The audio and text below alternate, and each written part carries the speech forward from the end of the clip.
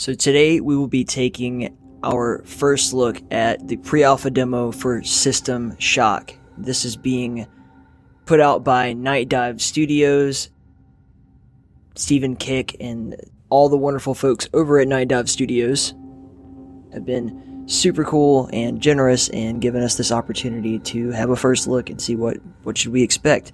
And they're just constantly knocking it out of the park with all of the amazing games that they've refurbished and republished. So, I mean, if you're not familiar with their track record, System Shock 2, Doom 64, Sin Gold, Blood Fresh Supply, the Turoks, I Have No Mouth and I Must Scream, Strife, Shadow Man.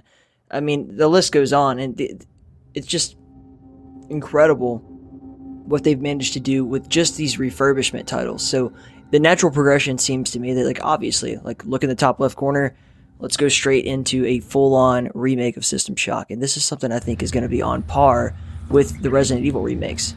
So initially you kind of like, oh, it's jarring because of how similar it is to the original game. And I mean, like, verbatim, you look at the level design itself, the geometry, everything fits, everything hits all the right notes, and you're just going to have like a fantastic time kind of getting used to these new controls, because like they're not like annoying like the old System Shock was. The original System Shock's controls were maniacally crazy by today's standards.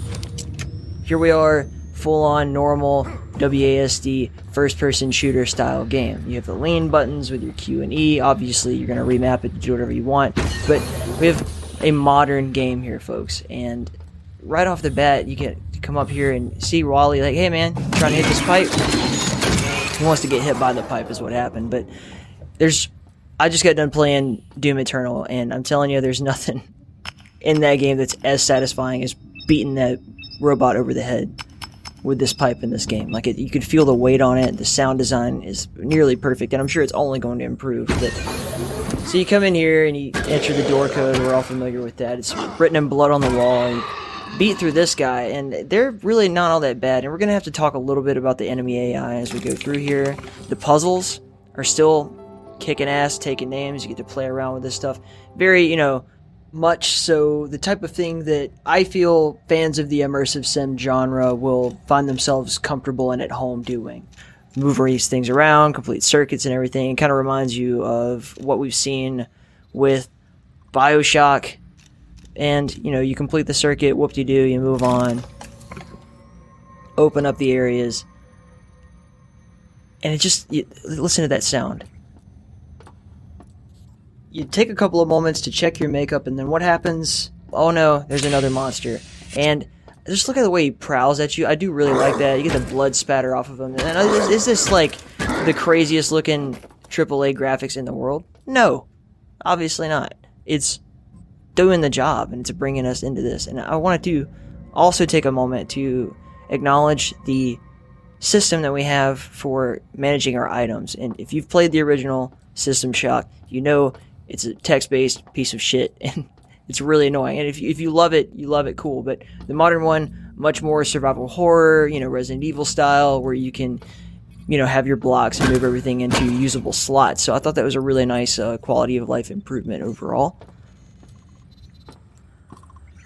And there's just a lot of time that you spend kind of walking around and hearing your own footsteps on these metal surfaces, and we run into our first cyborg. Now, these guys are a real pain in the butt. Like, you can't possibly imagine how much trouble they really gave me, and it's not because they're super strong or anything, it's because they have the aiming reflexes of a cyborg. They're not going to miss you at a long distance. They'll put you out, and that's exactly what happened to me, so you got to restart from scratch, keep on moving. And then when you get up close to them, obviously they want to beat you over the head, so you want to take on a nice mid-range fight with these dudes. And I like the reimaginings of, the enemies from the original game. It's very much still all in the correct tone, in my opinion. Now, you can kill the mutants with a single headshot, but to anyone who's, new to hit System Shock in general, you need to pay attention to your charge meter, which is in the upper right-hand corner of the screen. And you'll see that every time you fire the blaster, you lose a little bit of your charge. And once you're out of charge, you're kind of SOL as far as using it anymore goes, until you find a battery pack. And make sure you take time to, get in a good break and then come in here. And after all that killing mutants and stuff, you want to make sure you wash your hands. I really love the immersiveness of this level design. And we're going to use that word a lot because it's just, in fact, an immersive sim. But just, what are you going to do other than just take a moment to just admire the beautiful environment that's been laid out for you? Come on through to the Alpha, Delta, Gamma, blah, blah, blah deck here. You get the camera still hanging out, and you do still have to whack them and make sure that your security is lowering all the time. That's part of the level. Get it down to 0% security. But as you can see here, I got a little trigger happy and started wasting my time. Used some batteries, but overall, what's ultimately going to happen here is I'm going to wear my charge out, and then we're going to be stuck with nothing but the old pipe.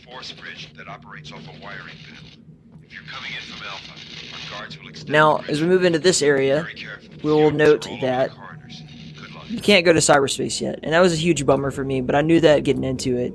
So we're going to have to ignore that part of the level for now, and just kind of deal with what we've got, which is all really excellent. I really put in the effort to take out all the cameras in this run. Probably should have used my pipe a bit more and less so focused on playing cowboy with the spark beam, but what can I say?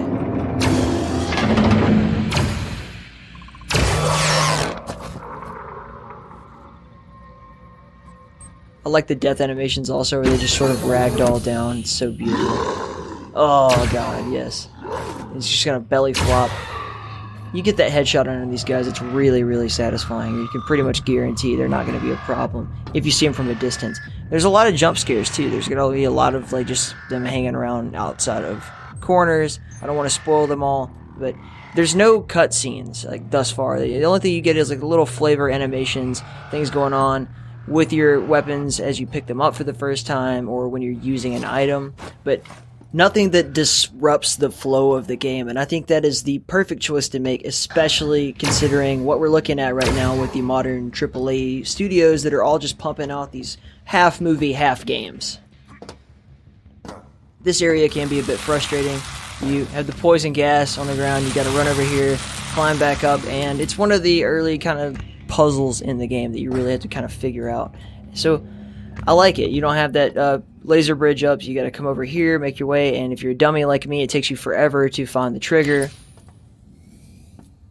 Then you run back around, and you finally cross that bridge, and then you get to make some actual progress. But you do want to make some stops. There are some rooms that are, seem to be dead ends, but they do have little items on the floor and everything. And you get these awesome audio files that replace what would have been, text files. You can do a whole lot of reading, which really helps streamline the flow of the game, in my opinion. And here we're treated to this nice little story where this guy, he saw a girl, and she changed, and he thinks he can make it all right. And again, in no way does this disrupt my ability to just play the game at all. So, well done. Now, this is another area where, like I said earlier, you're going to have those enemies just kind of hang around corners. This fella here. Now, it's pretty easy to miss for whatever reason. It may have just been a sensitivity thing for me, but I felt oh god, I'm really struggling to hit this guy. And just take your time, but you really feel like you don't have a lot of time, and that's a good thing. I think that's part of what makes this expert design. But you can whack him over the head always. You just don't want to give him too much time because they will snap and they will shoot you, and it's going to cause you a lot of grief if they do. Hold on. So rude. So rude. Dude, I'm trying to record a video right here. Just back. Okay. Alright, we took care of him. Let's keep moving. So eventually you find yourself here in what I assume is a server room type situation. I really don't care what it is. I just know what I'm supposed to do with it, which is beat it to smithereens until it explodes. And, I was here for a while. You gotta keep swinging and just hammering down on them. And I broke all the screens and I was am I done? No. You have to actually sit here and beat every single one of them until the whole unit goes down. And once you do that, you're good to go.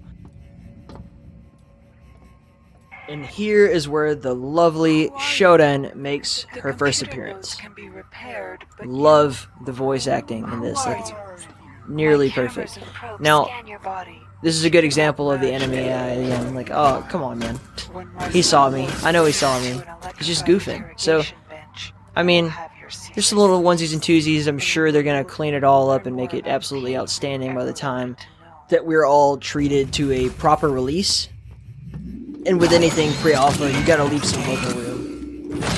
But overall, like, you can't complain. I have no complaints that are anything that I don't think they've already seen. Like, the designers that are working on this, they've got to be completely aware, like, in a pre-alpha build, like, yes, these are the things, that challenges that we're going to have to face and everything, but for now, let's just crack open a beer and admire what we got so far and enjoy it.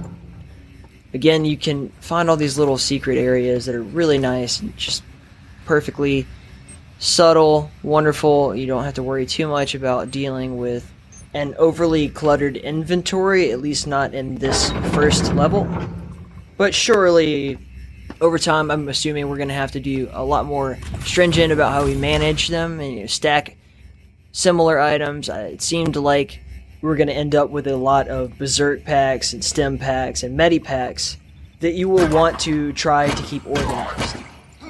You have these frustrating fights like this where you have to deal with this guy, and you know, like, I've got all the tools of the trade, but he was just able to overpower me with that gun and tried to back off. And luckily, you still have the ability to come back and reanimate in the reanimation chamber if you activated it before this, and you can come right back in, smash his head in, give him the old 1-2, and haha, alright, cool.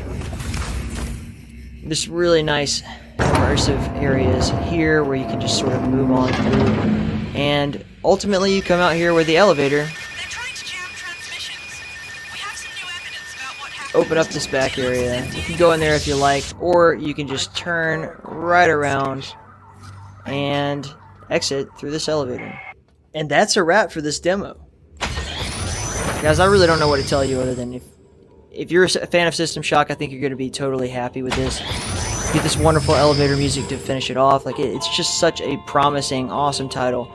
I can't tell you how much I'm looking forward to it, and it's got my vote. So, kid tested, motherload approved. But until next time, stay in the keep.